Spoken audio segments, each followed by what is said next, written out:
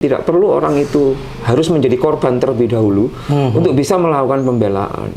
Mensyukuri apa yang diberikan Gusti pada kita itu adalah dengan cara melakukan pembelaan terhadap orang-orang yang berbeda identitas dengan kita. Kalau pakai narasi kapitalisme dan lain sebagainya, intoleransi itu selalu menyalahkan soal injustice condition, soal ketidakadilan. Nek gak podo-podo NU nih gak nyaman. Nek gak podo-podo ngombe teh gak nyaman. Jangan-jangan reformasi kita ini dibajak, Dik. Tentu saja kelompok-kelompok yang masih menginginkan negara kita itu menggunakan sentimen identitas tertentu, agama tertentu yang berkolaborasi dengan para pengusaha-pengusaha, para pemilik-pemilik modal. Partai politik itu juga dilema, karena Tuhannya di Indonesia itu kan bukan presiden, Pak. Tuhannya kan partai politik, ya.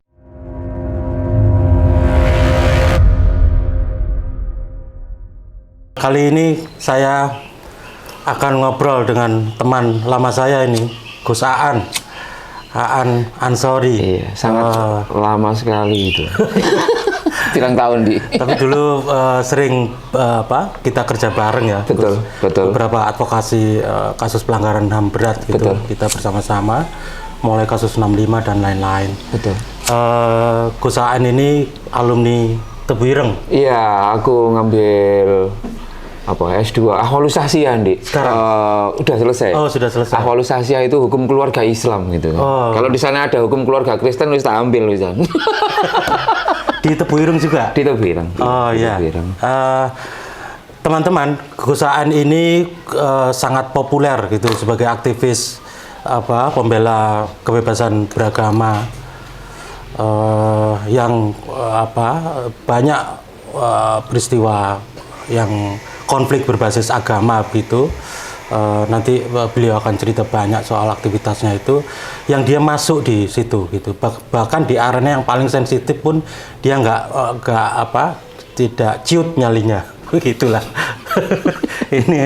ini luar biasa menurut saya, seorang aktivis muda yang mendedikasikan dirinya untuk membela para korban konflik berbasis agama. Langsung saja Gus Aan ya. Siap. Sebetulnya apa yang menjadi latar belakang atau mungkin ada satu peristiwa yang kemudian Gus Aan memutuskan diri dalam fase hidupnya itu masuk ke arena pembelaan terhadap konflik-konflik yang korban yang menjadi korban dari konflik berbasis agama. Itu pertanyaan yang sulit ya, karena aku tidak pernah. Pertama begini, bahwa aku bukan korban, Dik. Ya. Aku bukan korban. Jadi biasanya kalau ada orang yang begitu gigih melakukan pembelaan terhadap hak minoritas itu, rata-rata mereka itu adalah bagian dari korban. Dan itu misalkan aku korban penggusuran misalkan, maka aku berjuang untuk melakukan pembelaan terhadap korban penggusuran. Biasanya mereka datang dari mana? Aku ingin, Dik, itu tidak ada identitas korban, Dik. Aku itu nggak punya identitas minor. Bayang no ya, aku Islam nomor 1 yang Indonesia, Sunni nomor 1, Nahdien nomor 1, mayoritas, laki-laki, kan mayoritas, heteroseksual mayoritas, lulusan pesantren mayoritas. Jadi aku kadang-kadang mikir, kenapa kok kemudian aku memilih untuk jalan hidup seperti ini. Mungkin barangkali aku bisa merujuk pada sosok Gus Dur kayak gitu, sosok Soekarno misalkan. Gus Dur itu punya identitas yang sama sekali tidak ada yang minor. Dia anak kiai dan lain sebagainya kan. Tapi dia memilih untuk menyeberang kan, memilih untuk menyeberang. Sangat mungkin karena itu bagian dari penghayatan Gus Dur untuk mengatakan begini, cara terbaik untuk mensyukuriku karena diberi kenikmatan yang mayor itu adalah salah satunya adalah dengan cara membela kelompok-kelompok minoritas. Jadi kalau aku mikir, Gus Dur itu pengen ngomong jihad terbaik orang kaya itu adalah dengan berjuang bersama orang yang melarat. Gitu. Jihad terbaik orang Jawa harusnya adalah dengan melakukan pembelaan terhadap orang-orang yang di luar identitasnya. Termasuk ketika aku bersama dengan kamu melakukan pembelaan kecil-kecilan terhadap para korban 65 kayak gitu. Jadi latar belakangku juga menyatakan bahwa sebenarnya aku dulu intoleran, aku sering ngomong bahwa aku dulu nggak suka dengan orang Kristen, orang Katolik, orang Tionghoa, nggak suka. Sempat begitu? Loh, lama lama. Itu sejak kapan kalau di? Sejak kecil. Aku itu lahir di satu desa, namanya Desa Kauman, Kecamatan Mojoagung, Kabupaten Jombang. Itu desa kecil dari 18 desa yang ada di Kecamatan Mojoagung. Di pinggir jalan besar Surabaya, Jogja, metropolitan kota. Desa yang kecil itu, sampai hari ini, sejak aku belum lahir, itu sangat menjaga quote-unquote kesucian. Orang Kristen, orang selain Islam, nggak boleh jadi warga desa. Tidak ada aturan tertulis, tapi sejak dulu kayak gitu. Orang Tionghoa nggak boleh memiliki properti, padahal kiri kanan kami itu. Jadi Desa Kauman adalah desa quote-unquote kebanggaan kelompok Islam Jawa zaman Diponegoro yang masih terus dipertahankan untuk tidak bisa mungkin persis seperti Kauman yang ada di Jogja atau beberapa desa-desa yang memang kayak gitu. Nah, bayangkan aku lahir dan dibesarkan selama 25 tahun di dalam tradisi seperti itu. Kamu bisa bayangkan kan cara pandangku. Meskipun aku tidak pernah memiliki pengalaman dibully dengan orang Kristen, dipersekusi oleh orang Tionghoa, tetapi aku nggak ngerti dari mana kebencian itu muncul kayak gitu. Sehingga aku harus akui bahwa aku sempat dirawat sejak lama seperti itu, sampai kemudian aku mengalami perjumpaan dengan orang-orang yang berbeda dan mengkonfirmasi, oh ternyata doktrin yang mengatakan bahwa orang yang berbeda agama itu jahat ternyata nggak benar. Itu sejak kapan mengalami perjumpaan dengan orang-orang yang berbeda itu? Sebenarnya sejak aku SMA itu masih di kampus, masih di pesantren. Semester 1, semester 2, Dik. Oh, sejak kuliah? Sejak kuliah. Karena aku sejak SD, SMP, SMA kan nang pondok, Dik. Nah, nang pondok kan gak ketemu karo orang-orang ini kan. Orang-orang yang berbeda-beda kan. Ya sudah, kalau di pondok kan ya... Saya. Kalau di pondok kan ya homogen ya, Dik ya. Homogen kayak gitu. Sehingga ketika keluar mulai ngampus di Darul Ulum, wah ketemu sing warna-warni kan. Darul Ulum tahun 95 kan. Itu kan masih jaya-jayanya kan. Formajo, PPI, kayak gitu-gitu kan. Nah, di situ mulai aku berinteraksi dengan gagasan teman-teman aktivis, teman-teman PMII, ketemu Tionghoa. Tapi Gus, tak sebentar. Tadi kan bicara ada inspirasi dari Gus Dur gitu ya. Nah, itu sejak kapan? Kan sudah mondok itu sudah sejak kecil sampai SMA, iya kan? Iya. Kemudian masuk kuliah, berjumpa dengan banyak orang dari banyak aktivis gitu dari berbagai latar belakang. Gitu. Nah, tapi sejak kapan kemudian mengenal pemikiran-pemikiran Gus Dur itu? Belakangan aku jadi ingat, Dik. Waktu SM Sanawiyah di Tambak Beras tahun 89, itu aku masih ingat akhirnya. Aku kan senang baca, Dik. Aku suka baca. Nah, ketika Jumatan di Pondok Besar, itu aku setelah Jumatan itu nggak langsung pulang karena di situ ada perpustakaan pondok. Ya. Di perpustakaan pondok, termasuk ada buku-bukunya Gus Dur, cerita-cerita tentang Gus Dur. Ya. Ceritanya di situ heroik. Misalkan ketika Gus Dur waktu itu ada buku misalkan menceritakan Gus Dur itu berkenalan atau akrab dengan orang-orang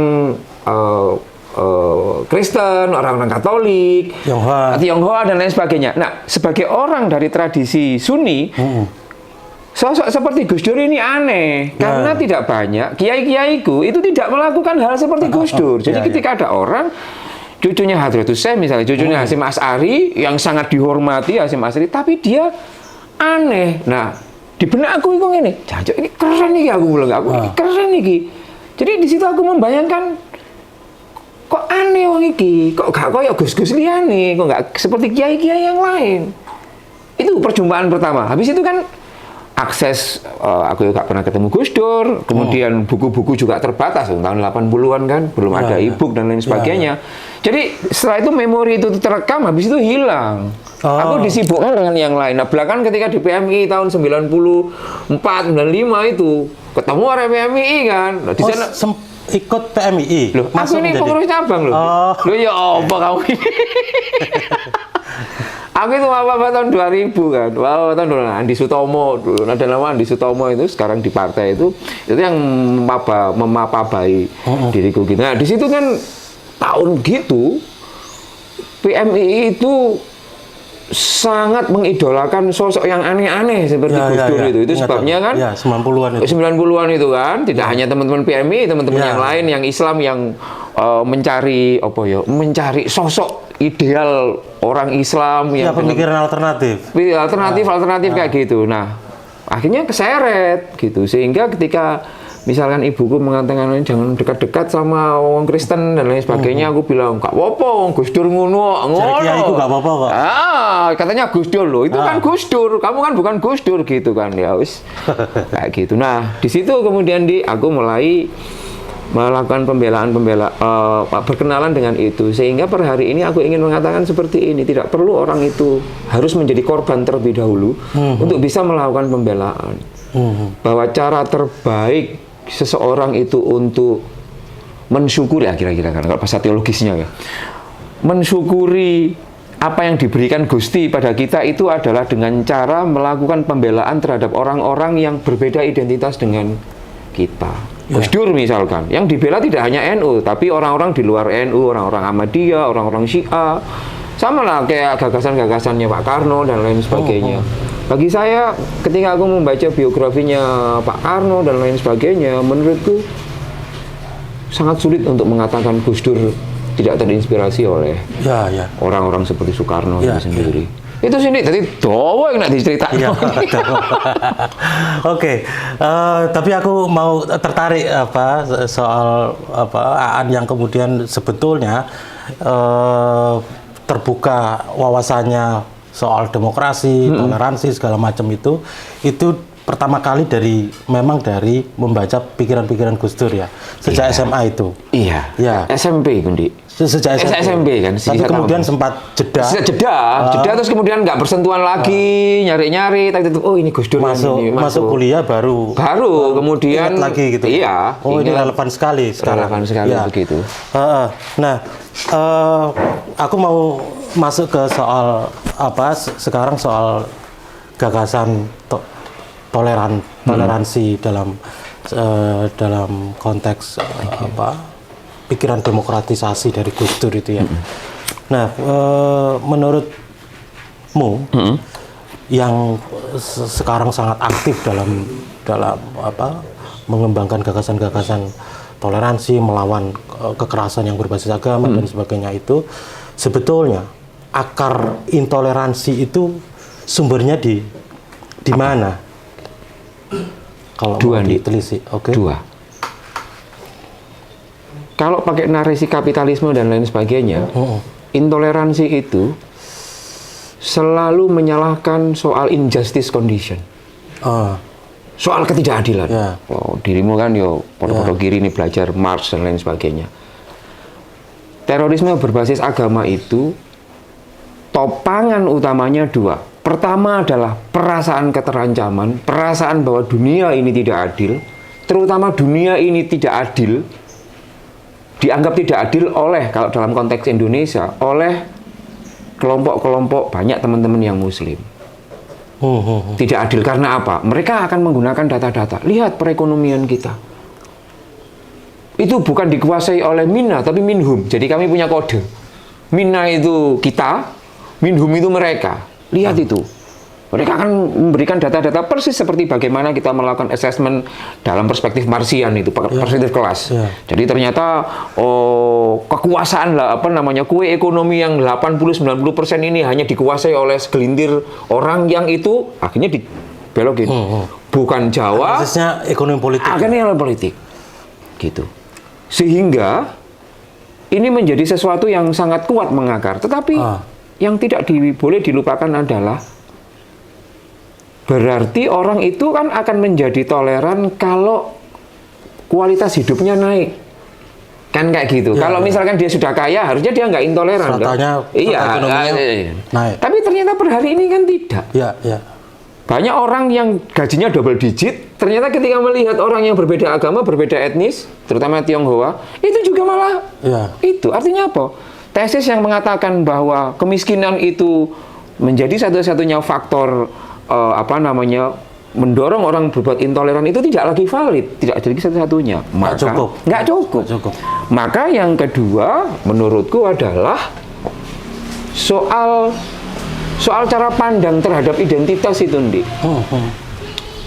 Aku merasa bahwa teman-temanku, misalkan yang bom SMTB kemarin, SMTB itu yang Surabaya, Surabaya, SMTB Ngagel, GPPS, Dipo dan lain sebagainya. Itu cara mikirnya mereka dua. Mereka melihat, mempersepsi bahwa orang di luar agama Islam, Katolik, Kristen itu adalah lebih kuat secara ekonomi. Nah, yang kedua, mereka menganggap bahwa mereka ini artinya pelaku radikalisme dan terorisme itu merasa punya etos bahwa dirinya yang paling suci.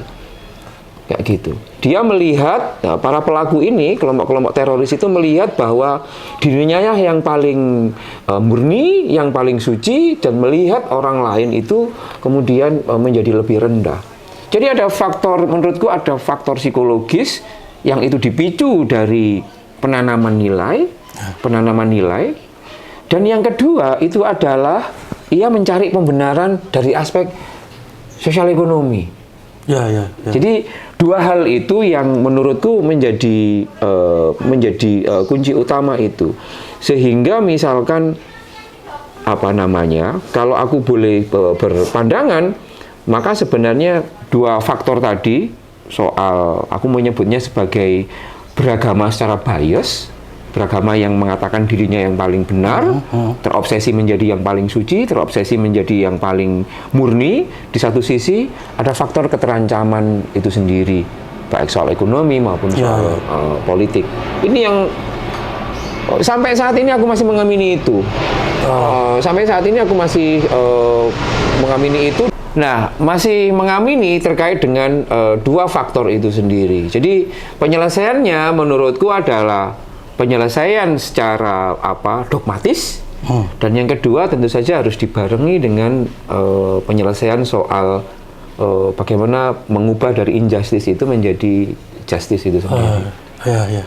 Ini menarik ini yang terakhir ini soal metode penyelesaiannya ya. Iya. Ini kan sebetulnya kita ini sudah mengalami yang soal dogmatis tadi. Iya. Kalau dalam bahasa Gramscian itu mungkin kita ini sudah hegemoni sudah puluhan tahun ya. Sangat. Mungkin bahkan tapi mungkin puncaknya itu ketika Orde Baru berkuasa itu ya. Kurikulum pendidikan yang nggak beres kayak begitu-begitu, kemudian berimbas pada pola asuh mungkin ya, yang sangat personal di keluarga gitu. Betul. Yang itu mungkin jadi salah satu sumber intoleransi gitu. Nah, kalau masuk ke persoalan solusi, bagaimana kemudian di tengah satu gelombang besar mungkin ya, kalau bisa dikatakan dalam perspektif pesimisme gitu, gelombang besar intoleransi yang sampai bermanifestasi pada kekerasan, terorisme segala macam itu.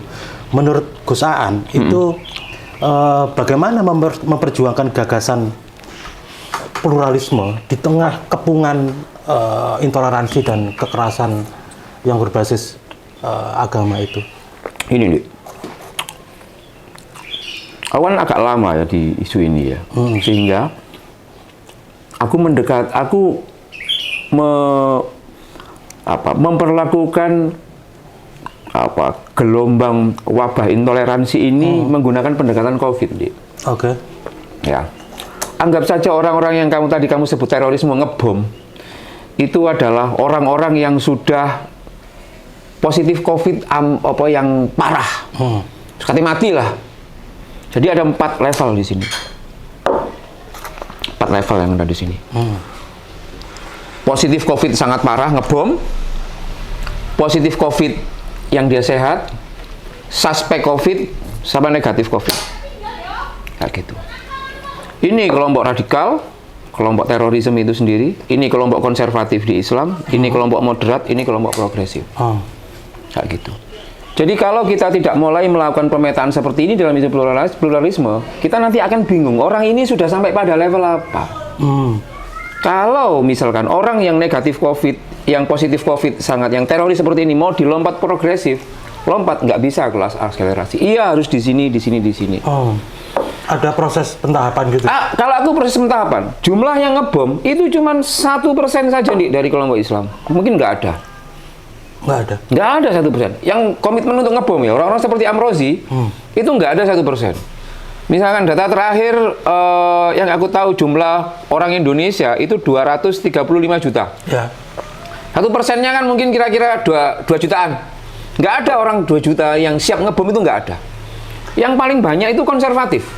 Orang nggak ngebom, tapi ia bersimpati ke ngebom. Kalau yang siap ngebom, itu kan artinya yang berpotensi. Iya. Gitu kan. Kalau yang sudah ngebom itu artinya sudah faktual, dia sudah faktual gitu. Nah, bagaimana melacak yang aku sebut sebagai potensi untuk ngebom itu? Karena aku tergelitik tadi soal 1%. Ya, 1%. Aku agak nggak percaya gitu. Kalau kemudian mengacu ke soal potensi tadi, menurutku lebih dari 1% ya. Pakai pertanyaan. Pakai pertanyaan. Aku selalu mengembangkan pertanyaan begini. Pertanyaan pertama adalah misalkan adalah, apakah kamu setuju kalau, aku tanya ke orang Islam ya, apakah kamu setuju bahwa orang di luar Islam itu adalah kafir? Gitu. Katakanlah yang setuju 20%. Oke. Lalu akan fokus ke 20% itu. Apakah kamu setuju kalau orang kafir itu harus dibunuh? Jumlahnya itu pasti tidak 20%, Dik. Turun. Pasti turun. Jadi iya, suspek COVID yang setuju di bom itu positif COVID. Nah ini kalau nggak diintervensi, dia akan ke situ. Ya. Itu pertanyaan langsung. Pertanyaan yang kira-kira untuk mengikis orang ini sampai pada level apa? Misalkan yang aku kembangkan itu misalkan begini, aku tanya kepada orang Islam. Misalkan aku membagi orang Islam itu menjadi orang konservatif, konservatif, moderat, dan progresif. Pertama yang aku tanyakan ke dia adalah orang Islam itu adalah, nggak peduli ya, kamu NU, Muhammadiyah, HTI, FPI, nggak peduli aku. Aku tanya, apakah kamu setuju kalau negara Indonesia menjadi negara Islam? Kalau ia mengatakan iya setuju, maka ia konservatif. Orang moderat akan mengatakan iya tidak setuju. Orang progresif mengatakan iya tidak setuju negara ini menjadi negara Islam. Cukup? Tidak. Aku akan kembangkan dengan pertanyaan yang kedua. Kalau misalkan orang itu orang Surabaya, aku akan tanya, apakah kamu setuju kalau Surabaya punya perda baca tulis Al-Quran? Orang konservatif yang setuju negara Islam, dia pasti akan setuju. Orang moderat pasti setuju, Dik. Orang moderat setuju? Setuju. Dia tidak setuju negara Islam, tapi setuju Surabaya punya perda santri. Punya perda. Tapi kalau dia negara Indonesia pakai negara Islam, nggak setuju. Tapi perda syariat setuju. Jadi perda-perda itu mereka yang moderat ya justru ya? Itu moderat. Teriaknya NKRI harga mati. Tapi ketika ditanya, setujukah kamu kalau di sini ada perda kewajiban jilbab untuk untuk orang-orang Islam? Dia setuju. Saya nggak percaya kok kan niku. Kita so dewe. Tujuh negara Islam, negara Indonesia di negara Islam, mungkin semua orang Islam di Surabaya mengatakan tidak setuju. Susuli dengan pertanyaan yang kedua. Kalau misalnya ada perda kewajiban baca tulis Al-Quran untuk orang Islam, setuju apa orang? Jumlahnya pasti akan naik. Itu memang sudah pernah melakukan riset soal itu? Oh ya. Bisa belum pernah itu begini. Maksudku begini, kecenderungan itu ada anomali ya aku melihatnya. Ya. Misalnya begini, survei CSIS, survei CSIS tahun 2017 untuk kelompok milenial seluruh Indonesia. Dia menginsert 2 pertanyaan pada itu. Pertama, apakah kalian setuju Pancasila ini diganti oleh ideologi yang lain. 90% mengatakan tidak setuju. Anggap saja itu positif lah. Bahwa Pancasila masih dianggap sebagai sesuatu yang ini. Tapi ketika pertanyaan yang kedua, apakah kamu bersedia dipimpin oleh pejabat publik yang selain agamamu? 53% mengatakan iya, tidak setuju. Tidak setuju. Berarti apa? Satu sisi ia mengaku sangat Pancasilais, satu sisi ia tidak Pancasilais, kan? Ya, ya. Itu terjadi. Sama seperti kita. Kita merasa diri kita sehat, tetapi hasil ronsen kita mengatakan kita tidak sehat. Jadi ada dua hal yang menurutku menjadi yang menarik. Bagaimana kita mesti harus meletakkan perlawanan terhadap gagasan intoleransi itu tidak bisa kemudian kita tidak menggunakan parameter orang ini sudah positif COVID atau belum atau masih suspek. Soalnya perlakuannya berbeda. Perlakuan terhadap orang konservatif berbeda dengan perlakuan terhadap orang moderat. Orang moderat, kalau ditanya ya, dalam konteks ini lagi, konservatif, moderat, dan progresif, ditanya, apakah kamu bersedia sebagai orang Islam mengucapkan selamat Natal kepada ini? Orang konservatif jelas mengatakan tidak. Tidak. Orang moderat, ia akan memilih tidak, tetapi secara sembunyi-sembunyi. Secara sembunyi-sembunyi itu begini. Ia memilih untuk tidak mengatakan selamat Natal. Gitu kan. Tapi kalau orang progresif mengatakan, oh ya, aku mengucapkan selamat Natal dengan cara menulis di medsos dan lain sebagainya. Jadi kalau ada orang yang kita tahu orang ini sangat dekat dengan orang Kristen, tapi medsosnya tidak mengucapkan selamat Natal, padahal dia sangat dekat dengan ini, bisa jadi ya orang konservatif atau orang moderat itu sendiri. Ini yang menurutku, misalkan PCNU lah, kiai-kiai di NU itu kan, dengan kelompok-kelompok non-Islam kan bagus-bagus kan. Gini Gus, secara prosentase, itu yang kelompok moderat itu mayoritas ya, banyak ya.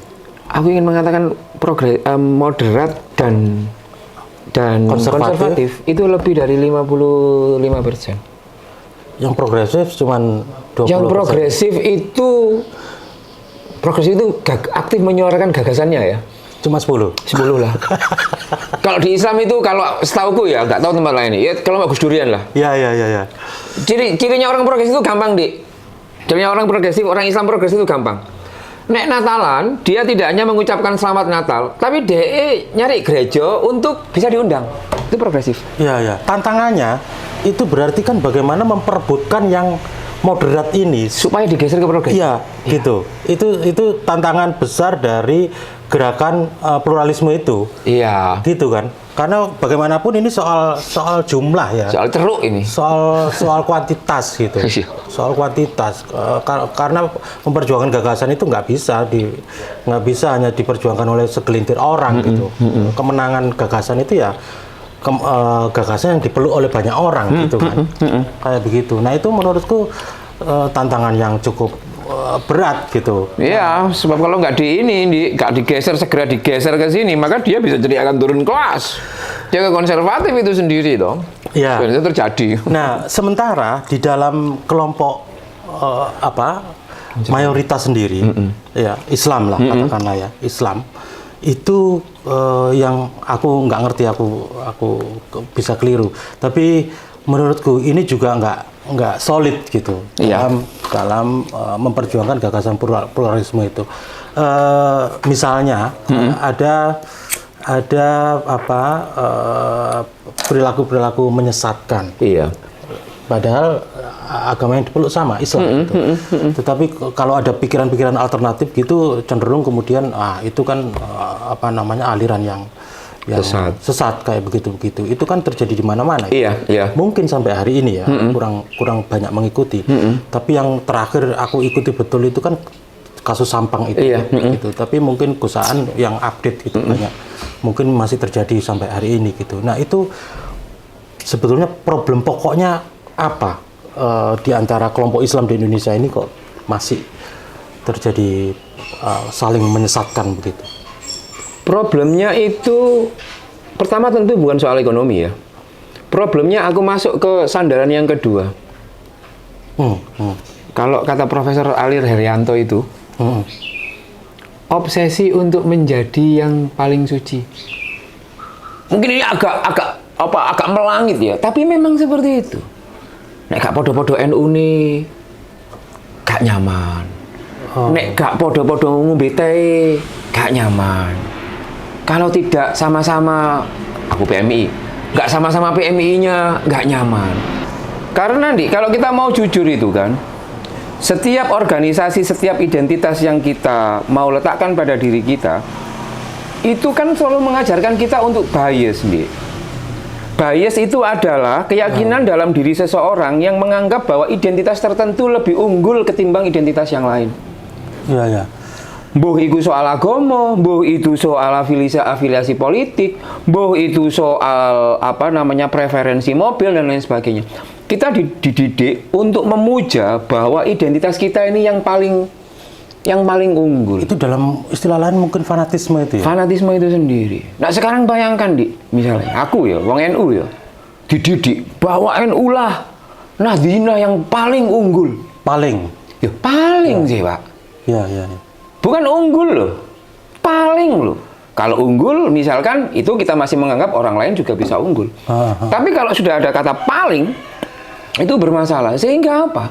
Ketika melihat orang yang berbeda, itu radar kita akan mengatakan kalau nggak musuh, ia adalah seseorang yang derajatnya lebih rendah. Implikasinya apa? Implikasinya kalau di internal Islam, ketika ia melihat Syiah, ketika ia melihat Ahmadiyah, ketika ia melihat Islam kejawen, maka yang tersulut itu adalah mereka berbeda dengan kita dan secara status itu lebih rendah. Ya. Kalau lebih rendah, maka kalau dia nggak bisa gabung dengan kita, ya dihancurin. Gitu. Kalau kamu mau pengen selamat, kata orang yang mayoritas pada ini, ya kamu harus masuk. Itu yang terjadi pada penyelesaian kasus Syiah Sampang, toh. Ya. Mereka setelah lama diskriminasi dan persekusi selama lebih dari 8 tahun, akhirnya mereka bisa balik setelah melakukan ikrar masuk ke Sunni. Itu pun nggak langsung, butuh waktu 2 tahun, 1 tahun, 2 tahun untuk bisa kembali lagi seperti itu. Bagaimana menjelaskan soal itu? Bagiku problem akut di pendidikan kita adalah kita ini dididik untuk menjadi yang paling unggul, ya, menjadi yang paling unggul yang pada titik tertentu itu akan mengakibatkan kalau itu overdosis itu mengakibatkan penderitaan bagi orang lain. Simpelnya kayak gini. Tubuh kita ini butuh kolesterol, Tapi kalau kolesterol itu di ambang batas, ya kita nggak akan bisa jalan. Purin kita butuh, tapi kalau asam uratnya terlalu tinggi, itu ya rumit.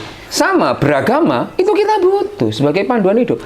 Tapi kalau overdose, ya sudah, akhirnya tidak hanya mabuk, ia menyakiti diri sendiri dan menyakitkan bagi orang lain, kan. Nah, selama 10 tahun ini, menurutku, kalau ini soal pendidikan, aku tidak melihat ada upaya yang serius misalkan dari Nadiem, yang ia punya kewenangan untuk institusi pendidikan yang non-agama sama Gus Yakut, itu berani untuk men-challenge soal doktrin yang menjadi yang paling unggul itu. Menjadi paling unggul. Itu belum berani. Padahal itu sangat penting, karena aku meyakini begini loh, orang itu bisa toleran, tidak perlu harus kaya. Buktinya apa? Aku punya teman kerja di BUMN, gajinya besar, itu intoleran. Ya. Aku punya teman di pedesaan, makan sehari 2 kali itu pun sangat ini, dia toleran.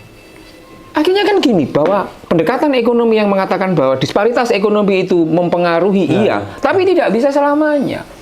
Iya. Kayak gitu. Nah, Gus Aan, kali ini kita diskusi yang ringan-ringan. Perkembangan politik mutakhir hari ini ya.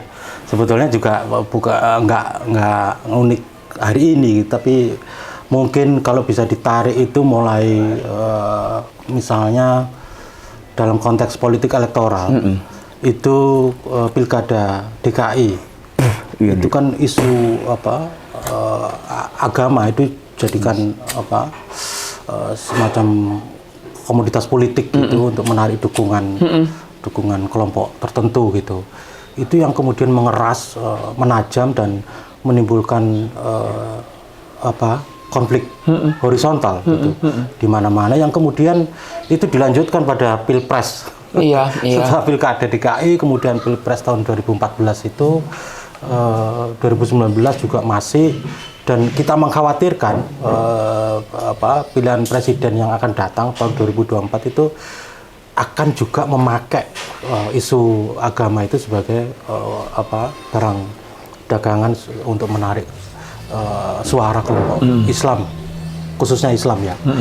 Nah, itu kan kita sudah mengetahui ada dampak di mana-mana gitu. Iya. Ada dampak di mana-mana yang tidak hanya berakibat konflik di kalangan orang-orang dewasa, tapi juga anak-anak gitu. Aku pernah melihat sendiri ketika waktu itu anakku SD, gitu, tiba-tiba ada temannya yang bilang begini, kamu kemarin ikut ulang tahun si A ya, gitu. Iya. Iya gitu, nggak boleh, dia itu kan bukan Muslim gitu, nggak boleh, ulang tahun itu bukan ajaran Islam gitu, jadi haram menghadiri ulang tahun itu, kayak begitu, begitu. Itu aku dengar tidak lama setelah pilkada DKI itu gitu. Itu jadi aku kira ini persoalannya cukup serius. Betul. Gitu, karena sejak anak-anak itu sudah terimbas propaganda politik elit yang itu kontraproduktif terhadap pengembangan demokrasi dan pluralisme kayak begitu. Nah, menurut Gus Aan, seharusnya kita sebagai masyarakat sipil ini menyikapinya seperti apa? Karena ini kan seperti siklus yang berulang-ulang gitu. Dipakai terus-menerus isu itu yang tidak mendidik, bahkan tidak sekedar tidak mendidik, tapi menimbulkan konflik di antara warga masyarakat sendiri gitu. Betul. Seharusnya sebagai khususnya kelompok pemilih voter, itu kita harus bersikap apa terhadap persoalan ini? Kalau saya idealnya, tergantung. Kalau menurutku idealnya itu adalah kita tidak menggunakan politisasi identitas. Ya. Itu kalau pikirnya waras nih, waras. Tapi kadang-kadang itu kan politik elektoral itu kan punya logikanya sendiri, Ndi. Iya. Untuk apa kita menjual sesuatu yang ideal tapi nggak laku? Masyarakat menginginkan sesuatu yang KW, ya kita akan jual KW. Jadi secara ideal harusnya tidak hanya para akademisi, tokoh masyarakat, tapi juga para politisi itu menyuarakan idealitas gagasan-gagasan tentang penghentian politisasi identitas. Tetapi sebagai sebuah realitas, tidak sedikit partai politik itu yang juga bersikap realistis. Bersikap realistis itu juga memanfaatkan itu ya. Memanfaatkan itu sebagai bagian penting untuk menjaga konstituennya itu sendiri. Karena itu laku di pasaran. Karena itu laku. Sekarang bayangno loh, Ndik. Survei UIN Syarif Hidayatullah tahun 2020. Ya, mensurvei seluruh mahasiswa yang ada di Indonesia. Nggak ngerti agama apa, pokoknya mahasiswa. Mau di PTA, mau di perguruan tinggi kedinasan, PTN, swasta, perguruan tinggi agama. Di situ datanya soal toleransi di antara para mahasiswa. Semua mahasiswa selain Islam itu toleransinya tinggi dan sangat tinggi. Giliran mahasiswa-mahasiswi yang beragama Islam toleransinya sangat rendah. Kalau indikatornya toleransinya sangat rendah itu adalah indikatornya bahwa mereka tidak akan memilih pemimpin yang berbeda agama. Ini kan ceruk besar, Ndik, yang intoleran ini. Artinya kalau aku partai politik, ya, di wilayah di mana banyak pemilih yang masih punya kuat sentimen memilih sesama agama, bunuh diri kalau partai politik itu misalkan mencalonkan wali kota yang beda agama. Sungguh pun yang calon wali kota atau bupati yang tidak seagama ini punya grade anti korupsi tinggi. Itu sebabnya, menurutku Partai politik itu juga dilema, karena Tuhannya di Indonesia itu kan bukan presiden, Pak. Tuhannya kan partai politik ya. Kalau partai politik itu punya fight terhadap nilai-nilai pluralisme dan intoleransi dan lain sebagainya, melawan intoleransi, maka dia harus berani mencalon seperti itu. Misalkan di Surabaya, kayak gitu. Ada satu partai politik yang bingung ini, siapa nanti yang akan kita tarungkan di wali kota. Ada satu orang Tionghoa selain Islam punya integritas kayak Ahok lah, kayak Ahok. Cocok jadi wali kota Surabaya. Tetapi dia tahu bahwa kalau ia dicalonkan di Surabaya, di mana banyak di sini orang Nahdliyin, dia tidak akan dipilih kan. Ya mendingan yang satu agama, meskipun grade-nya lebih rendah. Jadi bagiku ini simalakama juga, karena kita berhadapan dengan realitas politik di mana intoleransi itu nampaknya juga dikelola dan dimanfaatkan sebagai ceruk itu sendiri. Padahal kita sebagai aktivis ya mengatakan ya kalau kamu fight soal toleransi dan lain sebagainya ya fight. Misalkan kira-kira di Surabaya atau di Gresik gitu kan, jelas kan soal rumah ibadah itu kan dijamin oleh konstitusi kan. Tapi sampai sekarang itu kan bermasalah terus, kayak gitu kan. Jadi bagiku clear bahwa sebagai aktivis, sebagai pendidik, aku ingin mengatakan bahwa haram hukumnya untuk melakukan politisasi identitas. Aku mendorong kepada semua elemen masyarakat itu untuk juga mengobarkan perlawanan terhadap politisasi identitas itu. Caranya, Gus? Caranya yang paling, kalau dalam istilahnya pesantren At'aful Iman, selemah-lemahnya iman, ya kita menyuarakan di Facebook lah, atau di medsos. Atau kalau mau yang clear, itu kita bisa eksperimentasi politik. Eksperimentasi politik itu begini. Untuk melihat apakah peradaban di satu ini sudah bisa menerima atau tidak terkait dengan isu-isu yang berbeda agama dan sebagainya. Maka partai politik atau siapapun, kita harus mendorong orang-orang yang dari kalangan yang katakanlah minoritas itu untuk juga berani tampil. Berani tampil untuk mengisi jabatan-jabatan publik. Misalkan contoh yang paling konkret misalkan, kita itu kan nggak tahu apakah Sidoarjo atau Surabaya itu sudah kuat secara multikultur atau tidak, sampai kita melakukan upaya percobaan itu. Kalau di Sidoarjo dan di Surabaya belum pernah ada orang selain Jawa dan selain Islam masuk dalam bursa pilkada dan mereka tidak dihajar dengan isu identitas, kita belum tahu apakah Sidoarjo dan ini. Wah, itu problemnya berarti di partai politik. Nah, kayak gitu. Atau kalau misalkan kita mau, itu kalau level itu. Artinya orang-orang seperti Gus Aan ini harus bikin pendidikan-pendidikan di dalam partai politik. Ah, itu kerjaannya partai politik dan itu juga bukan sesuatu yang mudah. Yang gitu mudah gitu kan. Karena aku yakin teman-teman di partai politik itu ngerti kok. Cuman kan kalkulasi mereka itu kan soal popularitas. Gitu ya? Iyo. Misalnya gini kan. Misalnya sebetulnya ngerti. Ngerti, Dik. Tapi milih mereka gini. Misalnya ya. Ini misal contoh. Gini ngundang bupati. Ya, ada gereja ngundang bupati untuk sambutan Natal. Bupatinya akan mikir, enggak nek aku merunu di foto, terus di viral ini nanti kalau aku nyalon lagi, itu kepilih atau tidak. Jadi pilihannya bukan soal apakah ini Pancasilais atau tidak Pancasilais. Hitung-hitungannya soal pragmatisme. Cuman politik itu tadi. Gawe apa aku melakukan sesuatu yang benar, tapi kemudian votersku turun. Jadi kadang-kadang aku mikir bahwa sebenarnya Tuhan kita ini adalah Tuhan rating dan Tuhan survei. Kayak gitu. Misalkan ya, kita kan tahu ya, misalkan isu-isu soal minoritas gender dan lain sebagainya harus diperjuangkan kan. Tapi kan tidak banyak orang atau pejabat publik yang berani kayak gitu. Karena apa? Kalau ada orang yang menyuarakan soal kesetaraan di soal identitas gender dan seksualitas, ratingnya pasti turun. Padahal begini, Gus. Ini kan kalau tadi aku sebut sebagai siklus, itu kan artinya sesuatu yang terjadi berulang-ulang. Betul, Dik. Berulang-ulang. Nah, sampai kapan itu? Misalnya begini, bukan misalnya, tapi satu kenyataannya berkata begini bahwa apa yang kita dukung pada proses politik elektoral itu, pilkada maupun politik pemilu nasional, kayak begitu, itu kan seringkali di luar ekspektasi. Maksudku begini, tidak usah terlalu jauh ngomong soal programatik, ya, tapi soal politik identitas berbasis agama tadi, gitu kan. Misalnya nih, contoh yang terakhir tahun 2019, itu bagaimana Prabowo misalnya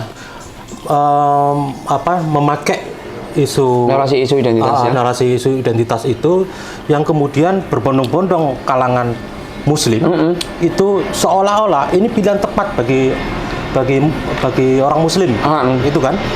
Nah, pertentangan sangat tajam, mengeras, bahkan hoax itu bertebaran di mana-mana sebagai variasi berita nggak karu-karuan itu.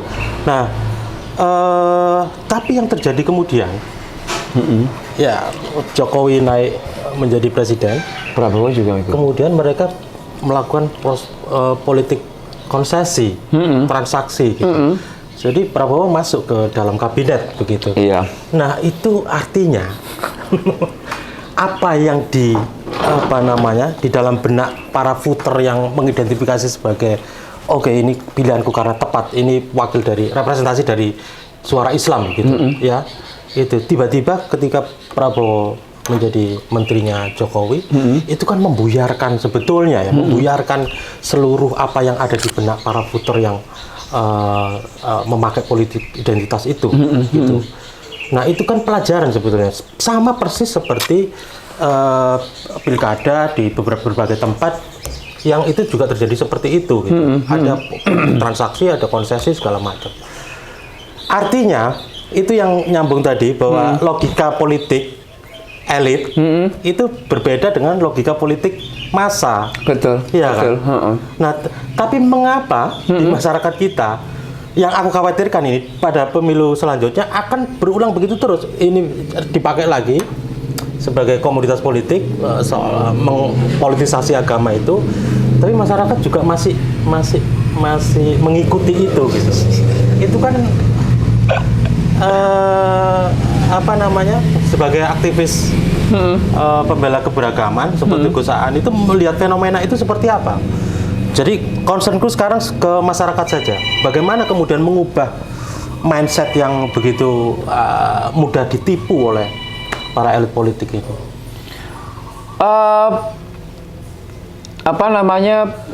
Salah satu yang bisa kita lihat di dalam partai politik itu kan ada namanya deceit and cajoling ya, tipu daya, muslihat, itu kan sesuatu yang sangat biasa di dalam partai politik itu. Siapa dimanfaatkan siapa pada titik tertentu, kapan besoknya ternyata ia ganti memanfaatkan. Tapi aku senang ketika kamu menyebut soal siklus itu tadi. Kan negara ini katanya Profesor Yusril ya. Indonesia itu kan cuma dibelah menjadi dua kira-kira.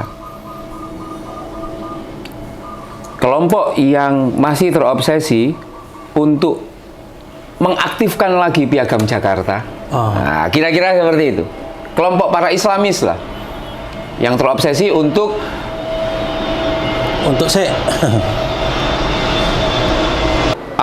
menjadikan negara ini menjadi negara Islam, baik secara soft maupun secara hard. Secara hard itu seperti HTI. Secara soft itu seperti yang sekarang ini, menerima Pancasila, tapi Pancasila itu dijilbabi.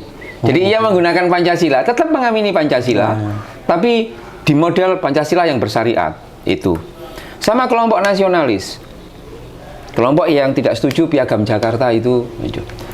Sampai kapanpun, mungkin sampai 100 tahun, 200 tahun itu yang bertempur ini adalah dua kelompok ini. Tinggal mereka ini sadar nggak pada titik tertentu siapa yang bisa dimanfaatkan. Kalau aku melihat di 2000 sama Pak Prabowo itu, kelompok-kelompok yang Islamis ini, karena sudah meletakkan Jokowi ini sebagai kelompok yang katakanlah nasionalis, dan mereka tidak bisa mengusung calon mereka sendiri, kecuali yang tersedia yakni Prabowo, maka pilihan mereka ke Prabowo. Karena Prabowo juga nasionalis, tapi berhubung Prabowo juga menurutku itu butuh vote, butuh suara, ya sudah, mana yang bisa diinikan. Bahwa pada titik tertentu ternyata Prabowo menunjukkan identitas aslinya, katakanlah sebagai seorang nasionalis misalkan, entah nasionalis beneran atau tidak, lalu dia bergabung, tidak serta-merta gerbongnya ini bergabung kan? Tidak serta-merta. Itu menunjukkan bahwa sebenarnya Prabowo pada waktu itu hanya dibuat sebagai aspiran. Iseng-iseng berhadiah ya, Prabowo menang berarti kelompokku yang menang dan lain sebagainya. Nah, bagiku politik elektoral 2024 nantinya itu juga pasti merupakan pertempuran yang kesekian dari dua kelompok besar ini. Tinggal nanti siapa yang akan. Misalkan sekarang yang berkembang adalah kelompok yang pro katakanlah Piagam Jakarta. Itu selalu yang penting bukan pilihannya Jokowi atau bukan pilihannya Mega, gitu kan. Meskipun nanti ini orang nasionalis yang ini kan, ya mereka akan menimbang mana yang kemudian akan bisa dijadikan sebagai tunggangan untuk bisa menyampaikan. Poinku seperti ini, mari kita tidak terjebak dengan politik representasi yang ada di sini. Aku sendiri memilih untuk bekerja yang di level bawah ini, bagaimana menarik orang yang awalnya konservatif menjadi lebih moderat, yang moderat menjadi lebih progresif itu sendiri. Sebab kelompok-kelompok yang di sini juga sudah mampu untuk menaikkan kapasitasnya, misalkan meskipun katakanlah kelompok yang di sini, meskipun toh aku mengucapkan selamat Natal, tapi aspirasiku untuk menjadikan Indonesia menjadi negara Islam itu tetap kayak gitu, juga masih tetap. Jadi ini pertempuran yang bagi saya tidak hanya ada di level politik, tapi yang lebih substantif bagiku adalah mendorong agar supaya minimal itu bagaimana banyak orang Islam yang tidak lagi merasa terancam kalau misalkan dipimpin oleh orang-orang yang berbeda agama, Dik. Iya. Gitu. Itu artinya prosesnya masih panjang. Masih sangat panjang. Amerika misalkan, itu merdeka berapa tahun itu? Kan baru Obama saja loh, sebagai satu-satunya presiden dari teman-teman dari Afro Amerika yang bisa itu. Aku sih mengatakan bahwa rasanya kita tidak perlu harus selama Amerika itu. Jadi aku membayangkan misalnya suatu saat sebagai orang Islam aku melihat bahwa akan ada presiden dari selain Islam, selain Jawa yang memang itu menjadi pilihan rasional dari banyak orang, sehingga pada suatu ketika kita bisa mengatakan bahwa demokratisasi kita memang demokrasi yang substantif. Buktinya apa? Buktinya orang yang bukan Islam, bukan Jawa, itu ternyata bisa memimpin Indonesia. Tapi sekarang kan rasanya masih belum bisa. Dan itu adalah result bahwa demokrasi kita masih belum baik-baik saja gitu. Ya, mungkin ini pertanyaan terakhir. Tapi sebetulnya masih banyak hal yang pengen didiskusikan sama Gus Aan. Menarik sekali. Kita belum masuk ke soal-soal konkret apa yang diadvokasi gitu. Tapi di lain waktu kita akan bisa ngobrol soal itu.